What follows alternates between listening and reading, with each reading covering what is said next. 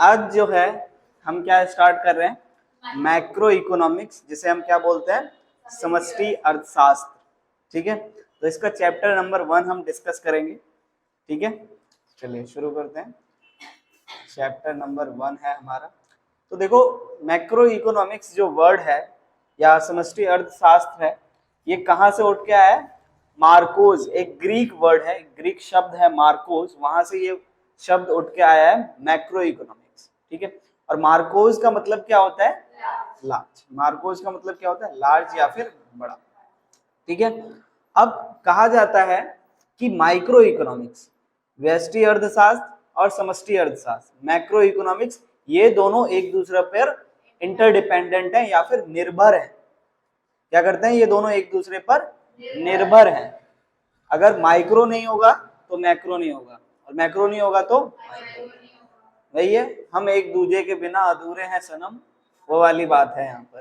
ठीक है, तो माइक्रो इकोनॉमिक्स को यहाँ पर क्या कहा जाता है? माइक्रो इकोनॉमिक्स को कहा जाता है कि इसमें हम पढ़ाई करते हैं किसके बारे में? एक पेड़ के बारे में। एक पेड़ के बारे में हम यहाँ पर पढ़ाई करते हैं। लेकिन मैक्रो इकोनॉमिक्स में हम पूरे के पूरे जंगल के बारे में पढ़ाई करते हैं। क्या? तो इसको ऐसे समझते हैं, माइक्रो इकोनॉमिक्स में हम इंडिविजुअल के बारे में पढ़ाई करते हैं, स्टडी करते हैं, और मैक्रो इकोनॉमिक्स में हम क्या करते हैं? पूरी की पूरी इकोनॉमी के बारे में हम डिस्कस करते हैं। ठीक है, चलिए, तो यहाँ पर 3 मार्क्स का नंबर 3 मार्क्स का आपका क्वेश्चन आ सकता है, बट बहुत रेयर है ये। पहले चैप्टर में से आपके क्वेश्चंस बहुत मुश्किल ही आते हैं, आएगा तो 1 या 2 नंबर का। मेन नेशनल इनकम से आपके स्टार्ट होते हैं मार्क्स। ठीक है, तो अब हम क्या देखने वाले हैं? माइक्रो और मैक्रो इकोनॉमिक्स के अंदर डिफरेंट क्या होता है। तो जैसे मैंने पहले भी आपको बताया है कि माइक्रो का जो आई और मैक्रो का ए, वही कि माइक्रो में हम क्या करते हैं? इंडिविजुअल के साथ डील करते हैं। इंडिविजुअल यानी एक व्यक्ति के बारे में हम यहाँ पर पढ़ते हैं, और मैक्रो के अंदर क्या करते हैं? पूरी की पूरी इकोनॉमी के बारे में हम पढ़ाई करते हैं। यहाँ पर टूल क्या है? उपकरण या यंत्र बोल लो। तो यहाँ पर टूल क्या है? आपके किसी भी समस्या को, किसी भी प्रॉब्लम को सॉल्व करने के लिए माइक्रो इकोनॉमिक्स में हम किसका यूज करते हैं?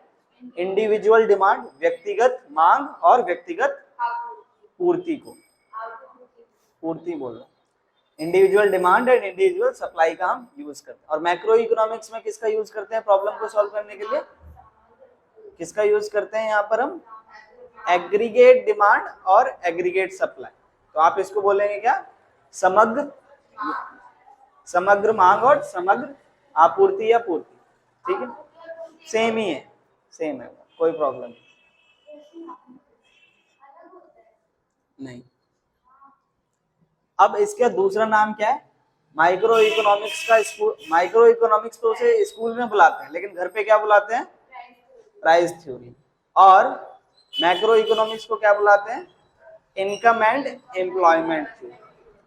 ठीक है जी। एग्रीगेशन, एग्रीगेशन का मतलब कि कितना एरिया माइक्रो इकोनॉमिक्स कवर करता है। तो माइक्रो इकोनॉमिक्स क्या करता है? लिमिटेड एरिया, सीमित क्षेत्र कवर करता है। लेकिन मैक्रो इकोनॉमिक्स क्या है? पूरी की पूरी इकोनॉमी। तो यहाँ पर ज्यादा एरिया कवर किया जाता है। ठीक है जी। एग्जाम्पल के लिए यहाँ पर इंडिविजुअल की इनकम, आपकी, मैंने कहा कि आपकी आय कितनी है। ठीक है, आपकी आय कितनी है और आपका उत्पादन कितना है। ठीक है, और मैक्रो इकोनॉमिक्स में हम क्या देख रहे हैं? पूरी की पूरी इकोनॉमी की इनकम। तो यहाँ पर नेशनल इनकम का कॉन्सेप्ट आता है, जिसको हम क्या कहते हैं? राष्ट्रीय आय। ठीक है, तो यहाँ पर आपका इतना कॉन्सेप्ट पहले कवर हो गया। इसके बाद आता है क्या? Scope of macro economics. तो मैक्रो इकोनॉमिक्स स्कोप का अगर हम मतलब देखें, इसकी बात कर रहे हैं हम यहाँ पर। स्कोप, स्कोप का मतलब एक तो दायरा है और एक आप बोल सकते हो क्षेत्र। क्षेत्र ऐसे लिखते हैं, क्या है? क्षेत्र। क्षेत्र का मतलब क्या? कि कहां तक, या माइक्रो इकोनॉमिक्स अगर आप पढ़ेंगे तो इससे क्या क्या फायदे हो सकते हैं। जैसे मान लो अगर कोई सीए कर रहा है, तो वो क्या कर सकता है? सीए के जितने भी फील्ड्स हैं सब में काम कर सकता है। तो वैसे ही अगर आप माइक्रो इकोनॉमिक्स के बारे में पढ़ रहे हैं, तो इससे आपको आगे क्या फायदा होगा, या इसके अंदर आप क्या क्या कवर करेंगे।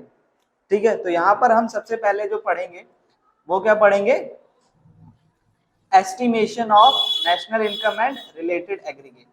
मतलब कि यहाँ पर आप देखेंगे ये जो आप ये स्कोप है ना, ये आपके आगे के आने वाले चैप्टर्स हैं सारे के सारे। तो इसके अंदर आप क्या देखते हैं, इसके अंदर आप निकालेंगे कि मैक्रो इकोनॉमिक्स जो है वो किससे बना है। Macro economics is concerned with concept of national income. तो मैक्रो इकोनॉमिक्स किससे कंसर्न्ड है, किससे संबंधित है, नेशनल इनकम से। यहाँ पर आप नेशनल इनकम निकालना सीखेंगे। तो यहाँ पर सबसे पहले तो आप क्या देखेंगे, नेशनल इनकम की डेफिनेशन क्या है, ठीक है। फिर उसके क्या है, एस्टिमेशंस क्या है। एस्टिमेशंस का मतलब कि उसको निकालते कैसे हैं नेशनल इनकम को, ठीक है। और क्या देखेंगे, फिर यहाँ पर एग्रीगेट्स ऑफ नेशनल इनकम देखेंगे। तो एग्रीगेट नेशनल इनकम के क्या क्या होते हैं, जीडीपी, ग्रॉस डोमेस्टिक प्रोडक्ट, जिसे सकल घरेलू उत्पाद बोलते हैं हिंदी में, और एनडीपी। एनडीपी को क्या कहते हैं, शुद्ध घरेलू उत्पाद प्रोडक्ट है ये, अभी आगे वाले चैप्टर में पढ़ोगे जीडीपी, एनडीपी, ठीक है। तो यहाँ पर क्या है, आप बेसिकली नेशनल इनकम की माइक्रो इकोनॉमिक्स में क्या पढ़ते हैं, नेशनल इनकम की डेफिनेशन देखते हैं, उसको कैसे निकालते हैं वो देखते हैं, और नेशनल इनकम का एग्रीगेशन कि भाई जीडीपी कैसे निकलता है ना, एनडीपी कैसे निकलता है, तो ये माइक्रो इकोनॉमिक्स के अंदर पढ़ते हैं, ठीक है। दूसरा स्कोप की अगर बात करी जाए तो दूसरा स्कोप यहाँ पर आपका क्या है, थ्योरी ऑफ एम्प्लॉयमेंट। तो ये थ्योरी ऑफ एम्प्लॉयमेंट आपका फिर एक और चैप्टर है, जिसे आप income and determination of employment करके आपका एक चैप्टर है। तो यहाँ पर आप क्या देखते हैं, यहाँ पर आप पढ़ेंगे कि एम्प्लॉयमेंट कितना है, देखोगे कि क्या एम्प्लॉयमेंट है या अनएम्प्लॉयमेंट है, रोजगार है इकोनॉमी के अंदर या रोजगार नहीं है। अगर रोजगार है तो, या रोजगार मान लो रोजगार नहीं है, तो उसको कैसे हम सॉल्व कर सकते हैं, रोजगार कैसे प्रोवाइड कर सकते हैं, तो ये चीज आप यहाँ पर देखेंगे, ठीक है जी। और इसके लिए आपको एक ये भाई साहब है, कोई कनीसियन भाई साहब है, तो कीन्सियन भाई साहब बोलेंगे इनको। तो ये कीन्सियन भाई साहब की एक थ्योरी है, तो वो आप इसके अंदर पढ़ने वाले। तो यहाँ पर क्या है कि आप बेसिकली क्या देखोगे कि बेरोजगारी क्यों हो रही है, अनएम्प्लॉयमेंट क्यों हो रहा है, और उसको हम कैसे सॉल्व कर सकते हैं, ठीक है। अगला जो आता है कॉन्सेप्ट आपका, अगला जो स्कोप है, that is what, theory of money, मुद्रा का सिद्धांत। तो इसमें आपका एक चैप्टर है मनी एंड बैंकिंग करके, मनी एक अलग चैप्टर है और बैंकिंग एक अलग चैप्टर है। तो उस चैप्टर में आप क्या पढ़ेंगे कि मनी जो आपके नॉर्मल बैंक है, जो नॉर्मल बैंक्स है, कमर्शियल बैंक है, वो कैसे पैसा जनरेट करते हैं। मनी क्रिएशन एक टर्म आती है, या जिसे क्रेडिट क्रिएशन भी बोलते हैं। तो वो कैसे क्रेडिट क्रिएशन करते हैं, पैसा कैसे कमाते हैं, और आरबीआई जो है कैसे जो भी पैसा है उसको रेगुलेट करता है। रेगुलेट करने का मतलब पैसे को कैसे सीमित करता है ना, सीमित डिस्ट्रीब्यूट तो करता ही करता है, बाकी कैसे पैसे को सर्कुलेट करता है पूरे के पूरे कंट्री के अंदर, है ना। तो ये आप मनी एंड बैंकिंग चैप्टर क्या थ्योरी ऑफ मनी के अंदर। फिर इसके बाद आता है theory of general price level and general price level, inflationary and deflationary का। तो यहाँ पर अब आप प्राइस लेवल, इसका अगर मैक्रो इकोनॉमिक्स आप पढ़ते हैं तो आप जान पाओगे कि कितना महंगाई है इकोनॉमी के अंदर, कितनी महंगाई, और दूसरा वर्ड क्या है, तो इन्फ्लेशन और डिफ्लेशन का कारण क्या है। अगर महंगाई है तो क्यों है, उसका आप कारण पढ़ोगे, और उसको आप कैसे सॉल्व कर सकते हैं वो आप यहाँ पर देखो, अगर आप मैक्रो इकोनॉमिक्स पढ़ते हैं तो। फिर आगे देखिए, आगे क्या है आपका, गवर्नमेंट्स रोल एंड बजट। फिर यहाँ पर आप देखोगे कि सरकार की भूमिका क्या है, कि सरकार पूरी की पूरी इकोनॉमी में कैसे काम करती है, बजट कैसे बनता है, ये आप यहाँ पर देखेंगे, ठीक है। तो बजट के अंदर भी क्या होता है, आप अलग अलग डिफरेंट क्या बनाते हैं, पॉलिसीज बनाते हैं, ठीक है, डिफरेंट डिफरेंट नियम कानून वगैरह बनाते हैं, फिर उसके बाद उसको अप्लाई किया जाता है या उसको रेगुलेट किया जाता है, देखा जाता है। ठीक है, तो यहाँ पर आप ये भी देखेंगे। और क्या देखेंगे? Exchange rate and balance of payment, जिसे बीओपी बोलते हैं शॉर्ट फॉर्म में। तो यहाँ पर आप देखेंगे कि बीओपी एक्सचेंज रेट का मतलब क्या है कि देखो अब इंडिया है, इंडिया की मनी क्या है, करेंसी क्या है मनी में, रुपीज है। और तो इंडिया का जो रुपए है वो बाहर की कंट्री से या डॉलर में उसका कितना बढ़ाव चढ़ाव हो रहा है ना, वो चीज आप समझेंगे कि अगर मान लो जैसे अभी के टाइम में क्या चल रहा है, 1 रुपए की कीमत क्या है डॉलर में, ओ 1 डॉलर कितने रुपए का है, 80 से समथिंग है ना, 80-90 के बीच में है। तो ये एक्सचेंज रेट आप यहाँ पर समझेंगे कि कैसे एक्सचेंज होता है, कैसे एक्सचेंज नहीं होता है ना। और यहाँ से अगर इंडिया से आप कुछ माल बाहर बेच रहे हैं, बाहर आपने एक्सपोर्ट किया और वहां से इंपोर्ट किया, तो वो कैसे होता है, तो ये सारी चीजें आप इसके अंदर देखने वाले हैं। फॉरेन करेंसी के बारे में पढ़ेंगे कि कैसे पैसा आता है, फॉरेन करेंसी से आप कैसे पैसा कमाते हैं, तो ये सारा यहाँ पर हम डिस्कस करेंगे। बाकी नेक्स्ट है क्या, इकोनॉमिक स्टेबिलिटी, जिसे आर्थिक स्थिरता बोलते हैं। तो यहाँ पर आप देखेंगे कि जितनी अलग अलग टाइप की जो नीतिज हैं, पॉलिसीज बनाते हैं हम, है ना, किसको, इकोनॉमी को स्टेबल रखने के लिए। स्टेबल का मतलब क्या है, समान रखने के लिए हम क्या करते हैं, कुछ पॉलिसीज बनाते हैं। तो वो क्या क्या पॉलिसीज होंगी, है ना, जैसे मान लो अनएम्प्लॉयमेंट है, तो अनएम्प्लॉयमेंट को सॉल्व करने के लिए क्या हम पॉलिसी बना सकते हैं, है ना। महंगाई ज्यादा है तो उसके लिए हम क्या पॉलिसी बना सकते हैं, तो ये सब आप यहाँ पर देखेंगे। और क्या है यहाँ पर लास्ट वही पॉलिसी फॉर्मेशन या नीति निर्धारण। फिर आप यहाँ पर पॉलिसी भी कैसे बनती हैं ये भी इसका देखने वाले हैं मैक्रो इकोनॉमिक्स के अंदर। तो ये आपके जितने भी हैं आपने स्कोप पढ़े, ये क्या है आपके आने वाले चैप्टर्स हैं सारे के सारे। ठीक है, तो आपका नेशनल इनकम के बारे में पढ़ेंगे, मनी एंड बैंकिंग के बारे में पढ़ेंगे, बजट के बारे में पढ़ेंगे, और प्राइस लेवल के बारे में पढ़ेंगे, डिटर्मिनेशन ऑफ इनकम के बारे में पढ़ेंगे। ठीक है, फिर उसके बाद बजट कैसे बनता है वो पढ़ेंगे। तो ये सारे के सारे आप चैप्टर्स आगे पढ़ने वाले। तो अगर आपने मैक्रो इकोनॉमिक्स पढ़ ली तो आपके ये जितने भी स्कोप्स हैं ये सारे के सारे क्या हो जाएंगे, कवर हो जाएंगे। ठीक है, तो मैक्रो 12th की जो मैक्रो इकोनॉमिक्स की बुक है, इकोनॉमी है, बहुत ज़्यादा इंटरेस्टिंग है, वो एक्चुअल लाइफ से रिलेटेड है। आप इसमें देखोगे जैसे नेशनल इनकम है कि भाई सरकार कीमत कैसे निकालती है, सरकार आय नेशनल इनकम कैसे फाइंड आउट करती है, भाई सरकार भी तो है। अब सरकार कैसे पता लगाती है कि पूरी की पूरी इकोनॉमी के अंदर कितना पैसा कमाया जा रहा है, तो वो आप निकालना सीखेंगे यहाँ पर ना। फिर उसके बाद है मनी एंड बैंकिंग जैसे चैप्टर है, तो मनी एंड बैंकिंग के अंदर क्या देखेंगे आप कि मनी का इवोल्यूशन कैसे हुआ। अभी मनी क्या है, हम नोट यूज कर रहे हैं, डिजिटल मनी यूज कर रहे हैं, तो इनका कैसे कैसे इवोल्यूशन हुआ, कैसे कैसे ये आया धीरे धीरे करके। और बैंकिंग के अंदर आप पढ़ेंगे कि कमर्शियल बैंक है और आरबीआई है, ग्रामीण।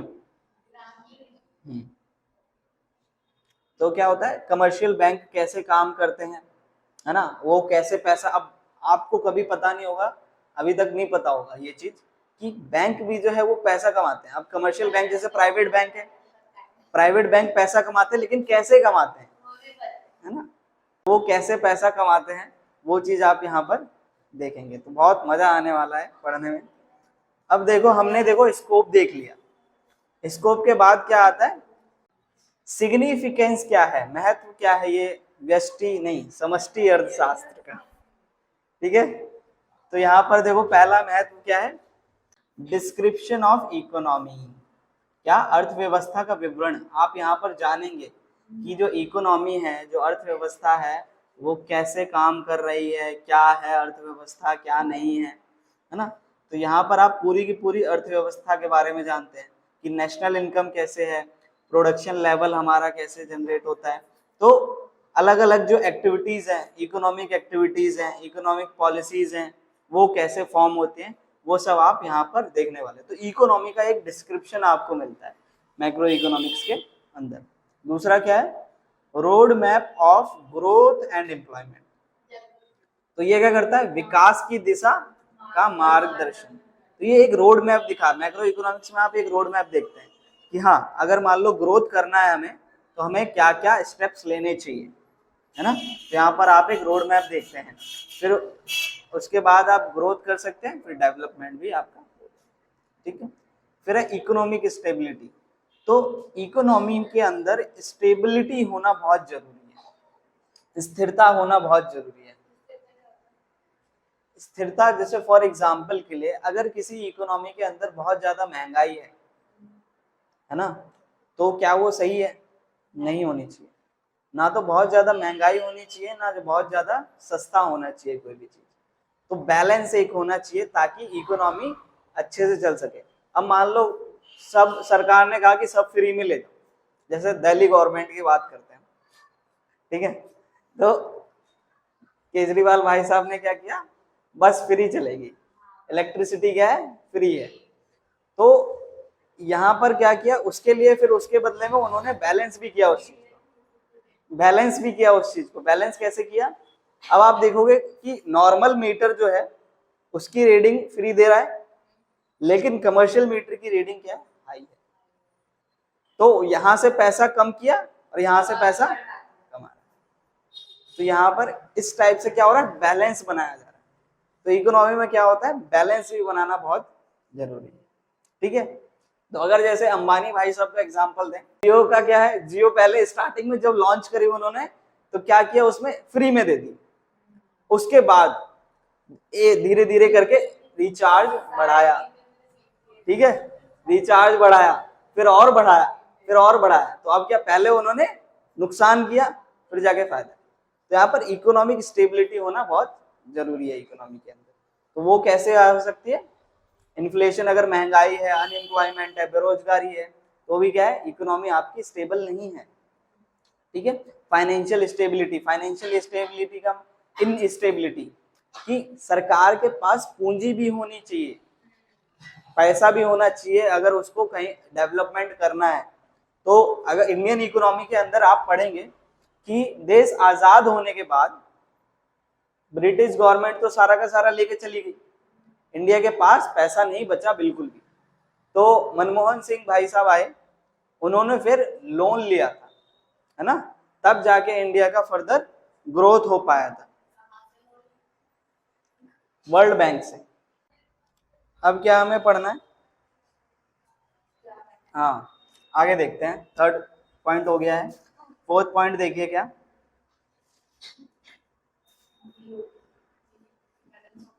बीओपी का स्टेटस आप देखते हैं, balance of payment. Balance of payment को क्या कहते हैं, बैलेंस ऑफ पेमेंट को अगर मैं समझाऊं तो जैसे देखो, यहाँ पर फॉरेन ट्रेड होता है। फॉरेन ट्रेड मतलब व्यापार आप कर रहे हैं, इंडिया से माल बाहर जा रहा है, एक्सपोर्ट हो रहा है, बाहर से इंडिया के अंदर आ रहा है, चाइना, मेड इन चाइना बहुत सुना है आपने। तो फॉरेन ट्रेड में क्या होता है, करेंसी का भी फ्लो होता है।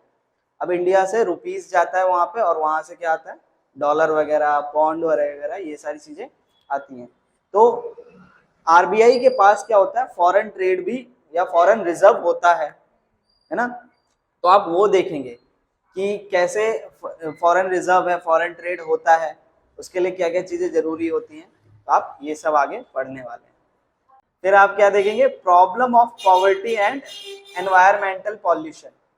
तो जो पॉल्यूशन है या जो गरीबी की समस्या है, गरीबी की समस्या, हाँ प्रदूषण, पॉल्यूशन, गरीबी की समस्या या प्रदूषण की समस्या को आप कैसे सॉल्व करेंगे, ये आप यहाँ पर देखने वाले हैं। तो ये क्या है, मैक्रो इकोनॉमिक्स का क्या है, सिग्निफिकेंस है, महत्व है। ये सारी चीजें आप इसके अंदर पढ़ेंगे। तो बेसिकली पहले चैप्टर के अंदर कुछ नहीं था, आपको जस्ट ये जानना था कि मैक्रो इकोनॉमिक्स और माइक्रो इकोनॉमिक्स क्या होता है, ठीक है। फिर उसके बाद आपने क्या देखा कि सिग्निफिकेंस क्या है और स्कोप क्या है मैक्रो इकोनॉमिक्स।